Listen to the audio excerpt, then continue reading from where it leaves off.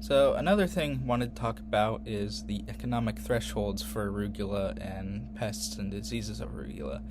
So this was something when we started the project we were wondering, oh well, when do growers make a decision to start managing any pests or disease they have in their plantings, and how do they go about that? How did they determine that?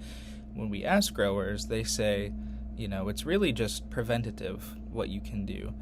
Because arugula is considered, a specialty green crop, and a lot of growers really depend on really, really healthy foliage. At the sign of any disease or any pest pressure, even at the lowest scales here. So, like, for example, we have our, this is the rating scales we used in our research this year. So this is like a rating scale for bacterial blight disease, black rot disease, and then like flea beetle predation.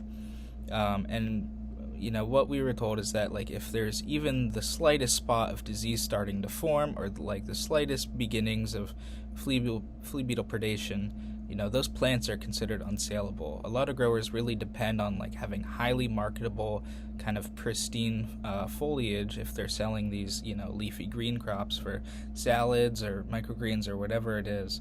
So that's what makes this tricky. A lot of people say, oh, what can I do if, I have an outbreak disease, or if I have these pests? And, if it's a bacterial disease, the best thing you can do to manage it while it's happening is just rip those plants out, kind of give more air between the healthy plants, make sure you're not overhead watering them too much, and so that they're not sitting soaked in water for too long.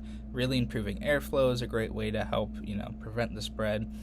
But sometimes it can be seed-borne, and at that point, it's a lot harder to manage. So that's why we kind of stress it's easier to prevent than it is to manage when it's happening. Same with flea beetle damage. A lot of growers we've spoken to just will grow outside of the flea beetle reproductive season, because otherwise, if you're growing arugula out in a field during the spring to summer season, some people don't do that because it's too hot. But if they are doing it, they have to use row covers. Otherwise, if there's crucifer flea beetles in the area, they're going to find the arugula. So, that's another thing to consider when thinking about, how do I manage my plantings, and how do I set my plantings up to be the healthiest they can be and prevent any sort of disease or pest pressure. Thanks.